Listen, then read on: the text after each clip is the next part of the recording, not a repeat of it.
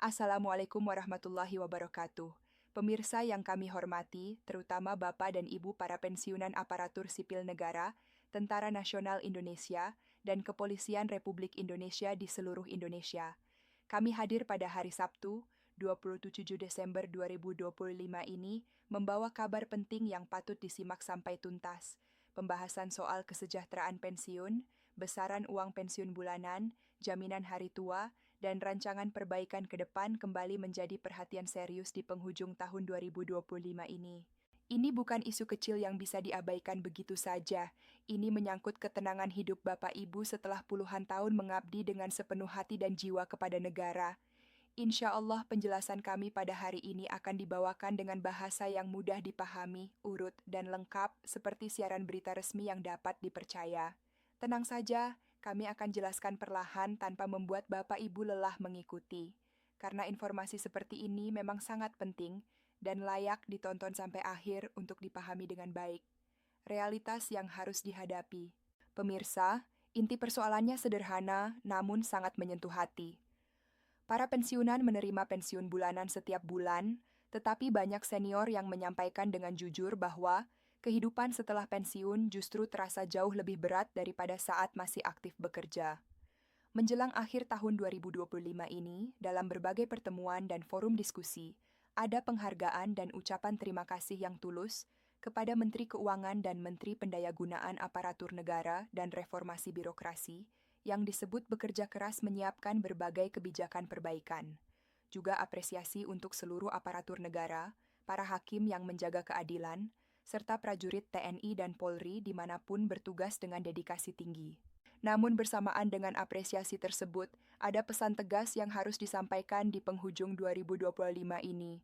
Masih ada yang perlu dibenahi secara mendasar, terutama agar masa pensiun tidak identik dengan kesulitan ekonomi dan penurunan martabat.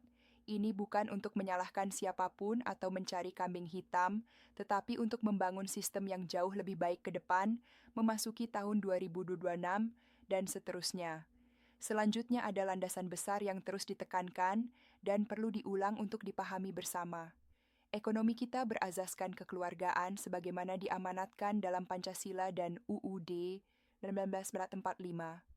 Artinya, dalam republik yang sudah merdeka lebih dari 80 tahun ini, tidak seharusnya ada warga yang kelaparan. Tidak seharusnya ada yang tinggal di bawah kolong jembatan tanpa tempat tinggal yang layak. Dan tidak seharusnya ada yang tidak bisa makan dengan baik dan bergizi. Ini disebut sebagai hal yang menusuk rasa keadilan dan kemanusiaan kita sebagai bangsa yang besar. Pemirsa, bagian ini sangat penting untuk dipahami karena menunjukkan bahwa pembahasan pensiun bukan sekadar soal angka-angka kering di atas kertas, tetapi benar-benar tentang keadilan sosial dan nilai-nilai kemanusiaan yang harus dijaga dengan sungguh-sungguh oleh negara. Kesenjangan yang menyakitkan. Berikut ini kami sampaikan poin yang terkait langsung dengan kehidupan para pensiunan dan peran penting Taspen. Ada dorongan kuat agar ASN muda sejak awal karir mereka sudah mengenal Taspen dengan baik, karena di sanalah dititipkan sebagian masa depan mereka saat pensiun nanti. Semangat yang ingin dibangun sangat jelas, saat muda bekerja dengan produktif dan penuh semangat, saat pensiun tetap sejahtera dan bahagia menjalani hari tua dengan tenang. Tetapi kemudian muncul pengakuan yang sangat jujur dan perlu didengar oleh semua pihak. Pengalaman banyak senior yang sudah pensiun sekarang, di akhir tahun 2025 ini, menunjukkan kenyataan yang sangat berbeda dari harapan. Mereka tidak sejahtera seperti yang dibayangkan. Mereka tidak bahagia karena harus berjuang keras memenuhi kebutuhan dasar sehari-hari. Dari sinilah muncul pertanyaan yang sangat menggugah. Apakah kita akan diam saja melihat kondisi ini? Jawabannya sangat tegas. Tidak, harus ada upaya konkret dan sistematis untuk memperbaiki rancangan sistem pensiun ke depan, dimulai dari tahun 2026. Kemudian pemirsa, kita masuk ke bagian yang paling terasa di hati karena menyangkut angka nyata yang dialami sangat banyak orang di lapangan. Disebutkan ada pensiunan yang mengadu dengan suara bergetar penuh emosi. Pak, setelah pensiun gaji saya hanya 2 juta per bulan, bagaimana saya bisa hidup layak dengan uang segitu di tahun 2025 ini? Padahal saat masih aktif bekerja, mungkin total penghasilan mencapai lebih dari 10 juta atau bahkan 15 juta dengan berbagai tunjangan. Lalu ditegaskan bahwa secara teori dan aturan, pensiun bisa mencapai sekitar 75% dari gaji pokok. Namun kenyataannya di lapangan sangat berbeda dan jauh dari ideal. Ada yang hanya menerima 2 juta per bulan, ada yang sekitar 3,8 juta, ada yang 4,5 juta, semuanya tergantung masa kerja dan golongan terakhir saat pensiun. Angka-angka ini bukan sekadar statistik atau data kering. Ini adalah cermin sangat nyata bahwa ada begitu banyak pensiunan yang merasakan penurunan penghasilan yang sangat tajam dan dramatis, hingga hidup menjadi serba menahan diri, menghitung setiap pengeluaran dengan sangat teliti, bahkan kadang harus memilih antara beli obat atau beli makanan bergizi. Ini terjadi di penghujung 2025 di negara yang katanya semakin maju. Setelah itu, gambaran lebih detail dan mengkhawatirkan kembali disampaikan. Ada yang saat aktif berpenghasilan total sekitar 30 juta per bulan dengan berbagai tunjangan seperti tunjangan kinerja, tunjangan profesi, dan lain-lain. Namun setelah pensiun, penghasilan turun sangat drastis menjadi hanya berkisar 4 juta sampai 6 juta per bulan saja. Bayangkan, dari 30 juta menjadi 5 juta. Ini penurunan 80% lebih. Penyebutan angka ini menggambarkan gap atau kesenjangan penghasilan yang sangat nyata dan sangat menyakitkan bagi para pensiunan. Sistem harus segera diarahkan ulang dan diperbaiki agar masa tua tidak membuat orang kehilangan martabat dan ketenangan yang seharusnya mereka nikmati dengan layak setelah mengabdi puluhan tahun kepada negara. Standar kesejahteraan yang hilang selanjutnya, ukuran kesejahteraan dijelaskan dengan mengacu pada standar internasional dari UNDP. Orang yang sejahtera itu memiliki 3 hal fundamental. Pertama, badannya sehat secara fisik. Kedua, otaknya cerdas dengan pendidikan tinggi seperti S1, S2, atau S3. Dan yang ketiga, disampaikan dengan bahasa yang sederhana, namun sangat menohok dan tepat sasaran. Dompetnya tebal, artinya memiliki keuangan yang cukup untuk hidup layak. Lalu disimpulkan dengan sangat tegas, kalau setelah pensiun hanya menerima 2 juta atau bahkan 4 juta per bulan di tahun 2025 ini, dengan harga-harga yang terus naik, dompetnya tentu tidak bisa disebut tebal. Artinya apa? Setelah bekerja lama dengan dedikasi sangat tinggi, pensiun justru bisa membuat seseorang keluar dari standar kesejahteraan yang dicita-citakan sejak awal karir. Ini adalah ironi besar yang harus kita hadapi dengan jujur dan segera cari solusinya bersama-sama. Desain baru yang dibutuhkan menuju 2026. Pemirsa, dari situlah muncul pembicaraan serius tentang desain baru sistem pensiun yang harus dirancang memasuki 2026. Ada ajakan terbuka untuk berpikir bersama mencari solusi yang adil dan berkelanjutan. Disebut contoh yang sangat konkret. Pejabat senior eselon 1 yang pensiun menerima bulanan kira-kira hanya 4,5 juta. Lalu ada penerimaan 1 kali tunjangan hari tua yang sangat variatif, mungkin 75 juta untuk yang beruntung, 60 juta, atau bahkan hanya 50 juta tergantung berbagai kondisi dan masa kerja. Digambarkan juga contoh ASN yang bekerja dengan tekun selama 30 tahun penuh dapat THT sekitar 75 juta, lalu pensiunan bulanannya sekitar 4 juta sampai 5 juta saja. Angka-angka ini menunjukkan dengan sangat jelas bahwa rancangan sistem saat ini belum mampu memberi rasa aman finansial yang memadai bagi banyak orang di masa tua mereka yang seharusnya tenang. Kemudian muncullah gagasan besar yang terdengar berani dan revolusioner untuk tahun 2026 ke depan. Bagaimana kalau pensiun bulanan bisa ditingkatkan secara signifikan hingga berada di tingkat 20 juta atau bahkan 25 juta per bulan, dan tunjangan hari tua tidak lagi hanya 75 juta yang terlalu kecil, tetapi ditargetkan bisa mencapai 1 miliar, bahkan 1,2 miliar sampai 1,5 miliar untuk pensiunan yang loyal mengabdi puluhan tahun. Pertanyaan besar ini dilemparkan dengan gaya yang sangat menggugah untuk memancing respons dan diskusi serius dari semua pemangku kepentingan. Memang reaksi awal banyak yang ragu dan bertanya-tanya, apakah ini realistis atau hanya mimpi? Dari mana dananya? Bagaimana mekanisme pelaksanaannya? Pertanyaan-pertanyaan ini sangat wajar, karena ide sebesar itu memang perlu perhitungan aktuaria yang sangat jelas dan transparan, agar semua orang percaya dan paham jalannya dengan detail. Perencanaan sejak dini. Berikutnya dijelaskan dengan sangat gamblang bahwa kalau memang serius ingin masa pensiun bisa menerima THT sebesar itu, maka rancangan sistem harus dipikirkan dan mulai dijalankan sejak ASN masih sangat muda. Sejak umur 28 atau 29 tahun ketika baru masuk menjadi pegawai negeri, dengan horizon pensiun masih panjang di usia 60 tahun, atau untuk dosen yang bisa sampai 65-70 tahun. Pesannya sangat jelas dan tegas.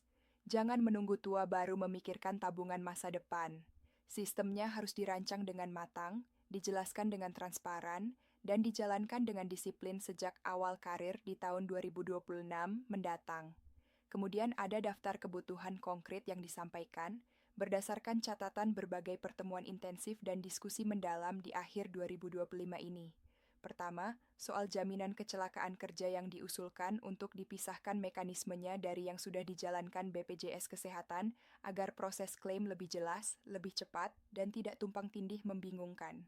Kedua, rancangan sistem pensiun baru yang ditujukan agar bisa mencapai 50% sampai 75% dari take-home pay saat masih aktif bekerja dengan produktif. Diberi contoh nyata dan sangat konkret.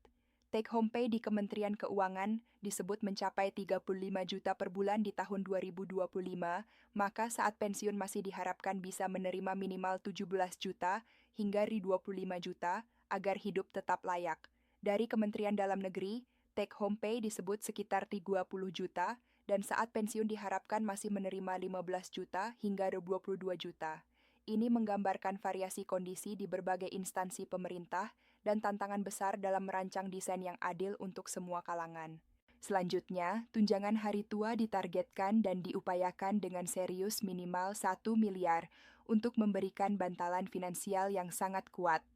Lalu diberikan contoh langkah praktis yang terasa dekat dan mudah dipahami oleh Bapak Ibu semua. Setelah menerima THT sebesar itu, dana tersebut bisa ditempatkan sebagai deposito di Bank Mandiri Taspen atau bank lain yang terpercaya dan aman. Disebut angka 6% per tahun sebagai gambaran imbal hasil yang dianggap cukup lumayan di tahun 2025-2026, sehingga dana tetap aman, tidak tergerus inflasi yang terus naik, dan bisa menghasilkan tambahan pemasukan pasif setiap bulannya. Pemirsa, bagi sangat banyak pensiunan, konsep ini membuat hati jauh lebih tenang dan lega.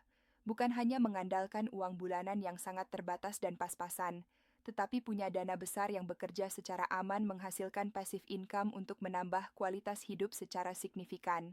Program perumahan untuk ASN muda. Setelah itu, pembahasan bergeser ke isu yang juga sangat dekat dengan kehidupan ASN muda di penghujung 2025, kepemilikan rumah yang semakin sulit. Ada impian besar agar semua ASN bisa punya rumah sendiri yang layak, karena disebutkan ratusan ribu ASN baru yang masih muda belum memiliki rumah di tengah harga properti yang terus meroket. Lalu ada kritik yang halus namun sangat tepat sasaran.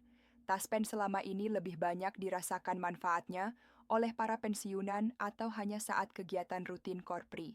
Sementara ASN muda secara individu belum terlalu merasakan manfaat langsung dan konkret dari Taspen dalam kehidupan sehari-hari mereka yang penuh perjuangan. Dari sinilah muncul gagasan program yang sangat konkret, inovatif, dan aplikatif untuk tahun 2026. Gagasannya seperti ini. ASN yang belum punya rumah akan disiapkan apartemen layak oleh Taspen dan bisa tinggal gratis tanpa bayar sewa sama sekali. Tetapi ada mekanisme disiplin finansial yang sangat baik yang dibangun. Setiap bulan, ASN tersebut menyetor deposit dengan jumlah tertentu, misalnya 2 juta, atau bisa juga disesuaikan 1 juta atau 1,5 juta, tergantung kemampuan gaji masing-masing. Setelah 60 bulan atau sekitar 5 tahun, seluruh dana deposit itu dikembalikan penuh 100% kepada ASN tersebut tanpa potongan. Dana yang terkumpul itu kemudian digunakan sebagai uang muka untuk membeli rumah sendiri. Setelah itu, ASN keluar dari apartemen Taspen untuk mulai membeli dan menempati rumah impian dengan uang muka yang sudah terkumpul dari hasil disiplin menabung selama 5 tahun. Dengan izin Allah, ini digambarkan sebagai cara yang sangat efektif membantu ASN muda yang selama ini kesulitan mengumpulkan uang muka di tengah biaya hidup yang tinggi.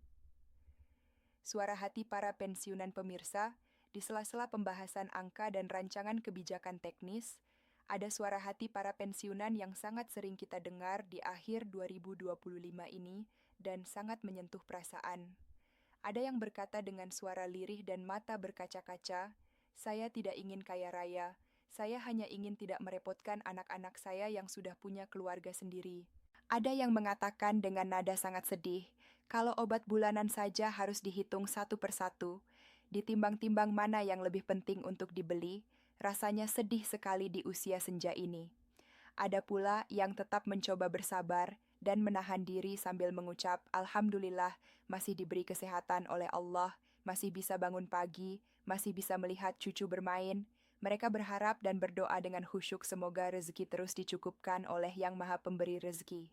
Cerita-cerita menyentuh seperti ini bukan untuk menyalahkan siapapun atau mencari kambing hitam atas kegagalan sistem, tetapi untuk mengingatkan kita semua bahwa masa pensiun adalah masa yang seharusnya dijaga kehormatannya dengan sistem yang jauh lebih adil, manusiawi, dan berkelanjutan. Harapan memasuki 2026. Pemirsa yang kami hormati, di akhir tahun 2025 ini, kami rangkum dengan tenang dan penuh harapan besar. Gagasan besar yang telah disampaikan sepanjang diskusi berpusat pada satu hal fundamental, membuat masa pensiun jauh lebih sejahtera melalui penguatan desain pensiun dan tunjangan hari tua yang lebih besar, transparansi sistem iuran yang jauh lebih jelas, perlindungan santunan yang memadai dan adil, serta inovasi program perumahan bagi ASN muda yang konkret dan bisa dirasakan langsung manfaatnya. Memang masih ada banyak bagian yang membutuhkan detail teknis lebih lanjut dan penghitungan aktuaria yang sangat cermat dan profesional. Namun arah dan pesan besarnya sudah sangat jelas di penghujung 2025 ini. Jangan biarkan orang-orang yang sudah bekerja lama dan mengabdi dengan sangat tulus menjadi tidak sejahtera, justru di masa pensiun mereka yang seharusnya tenang. Alhamdulillah, harapan untuk perbaikan sistemik tetap ada dan terus diperjuangkan memasuki tahun 2026. Penutup 27 Desember 2025 Bapak Ibu, di hari Sabtu 27 Desember 2025 ini, kami mohon dengan sangat untuk tetap tenang dan tidak panik menghadapi berbagai isu. Jangan mudah termakan kabar simpang siur yang tidak jelas sumbernya. Pegang prinsip bahwa informasi resmi yang jelas dan terukur jauh lebih menenangkan daripada rumor yang hanya membuat hati gelisah. Terima kasih yang sebesar-besarnya kepada Bapak dan Ibu yang sudah menyimak dengan sabar. Terima kasih atas pengabdian luar biasa Anda kepada Indonesia. Semoga Allah menjaga kesehatan, memberi ketenangan, dan meluaskan rezeki yang berkah di tahun 2020 mendatang. Jika bermanfaat, silakan tekan like, bagikan, dan subscribe agar tidak tertinggal update berikutnya. Insya Allah kami akan terus hadir di tahun 2026. Wassalamualaikum warahmatullahi wabarakatuh.